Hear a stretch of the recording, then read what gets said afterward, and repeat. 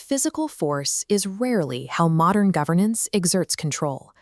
The primary weapon of compliance is the administrative record. For a residential association, the management committee's monthly minutes serve a strict, narrow purpose. They exist to record the execution of established, lawful rules. But an executive board can exploit this administrative mechanism. By recording contested matters and treating them as finalized decisions, an unchecked committee uses the guise of routine minutes to mask actions taken entirely beyond their legal authority. To see how this happens in practice, we are examining the Management Committee meeting minutes for the VVARWA Army Residents Welfare Association, dated May 23, 2026. This sign-in sheet establishes the minutes as a formal, executed record by a specific set of actors, including the President and Secretary. It is an official declaration of intent. We will evaluate this document using the Lodestar v4.0 Governance Audit, an analytical framework designed to test the legal integrity of institutional decision-making. Our objective is to dissect the text and separate lawful, routine administration from illegal, quasi-legislative overreach.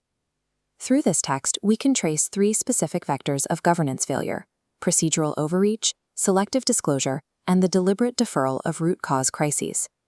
This audit identifies a clinical, systemic breakdown in fiduciary duty. The written administrative record directly dictates organizational reality. When a committee corrupts that record, they directly manufacture physical vulnerabilities and legal liabilities for the members they are supposed to protect. Agenda Point 7 of the May minutes deals with vehicle parking. The committee records a decision regarding cars continuously parked on the road.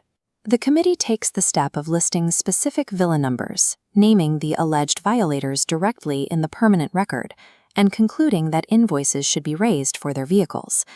The text of the minutes exposes a direct geographical and legal contradiction.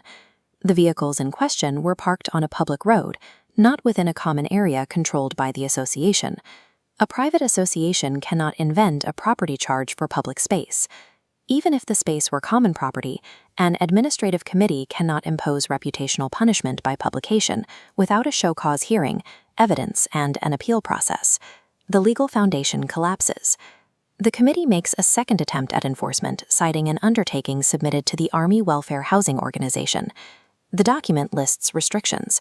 Clause A addresses subletting, and Clause B forbids alterations and non-residential use without permission from AWHO and local authorities.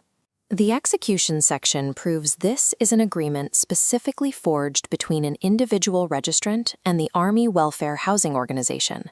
A third-party contractual undertaking is not an internally enforceable association bylaw. It may be relevant evidence in a dispute, but it does not grant the Management Committee the legal authority to act as an enforcement agency. Addressing illegal construction or unauthorized commercial use requires adjudication by a competent civic authority, like the BBMP, not a unilateral decree issued during a monthly committee meeting. When an administrative board bypasses statutory due process to enact fines, to publish names, and enforce third-party contracts, it ceases to administer. It operates as an illegal quasi-legislative body. Agenda Point 2 presents the committee's proposal for the legal migration of the association's registration.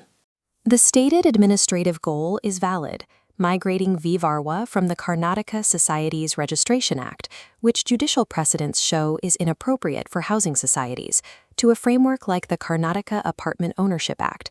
What the minutes omit is the institutional history. A prior, MC-appointed committee had already completed 90% of a cooperative registration effort, utilizing nearly 100 hours of specialized professional AI architecture time. The May minutes erase this entirely. The President and Secretary received repeated project risk reports from that prior team and provided zero written response. Appointing a new committee without formally evaluating, completing, or rejecting the previous work is an evasion of accountability, not a new initiative. The manipulation of the record becomes more severe in the approval of a civil suit fee structure for advocate Reshma Tamaya. The committee proposes a heavy financial commitment from the members, a 25,000 rupee drafting fee and 50,000 rupees per litigation stage, specifically to sue a resident identified as Member X. The committee withheld a critical fact from the official record. A statutory regulator had already held a hearing on this dispute and explicitly ruled that Member X did not owe the alleged 8 lakh rupees. requesting legal funds to revive a claim already rejected by a competent authority while actively hiding that regulatory defeat from the general body is a severe breach of fiduciary duty. This specific tactic is approval by darkness.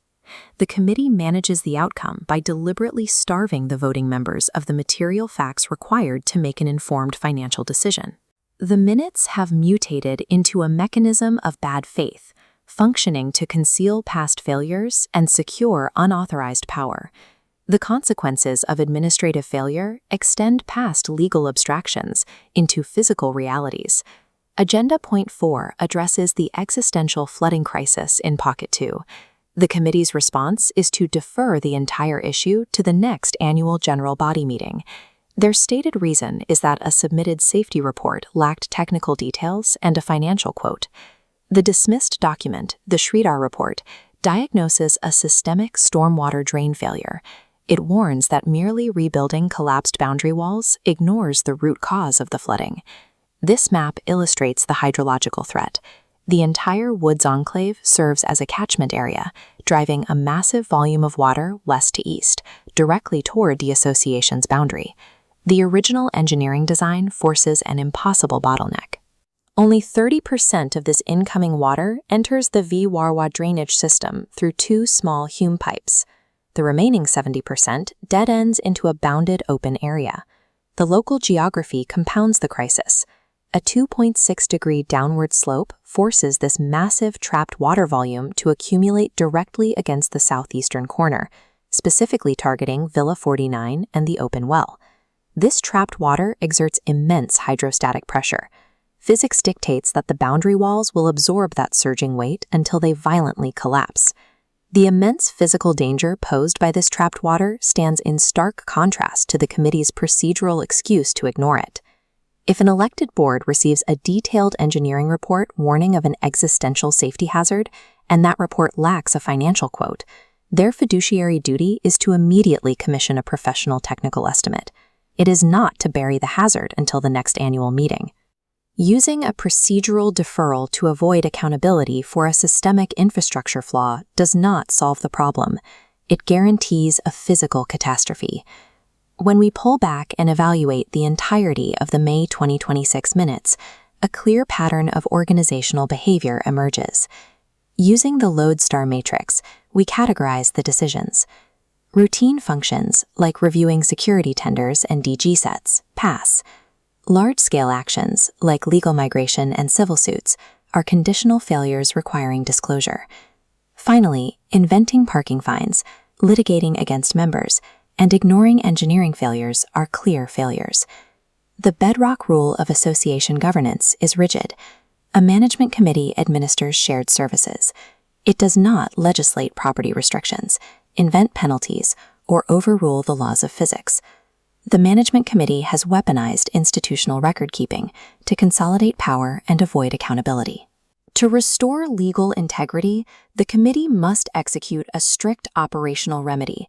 They must issue a formal, written addendum to the May minutes.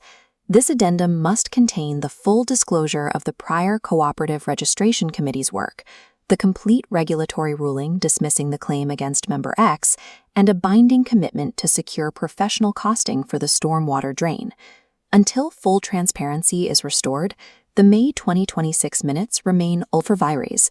Any attempt to enforce these flawed directives is a direct violation of the rule of law.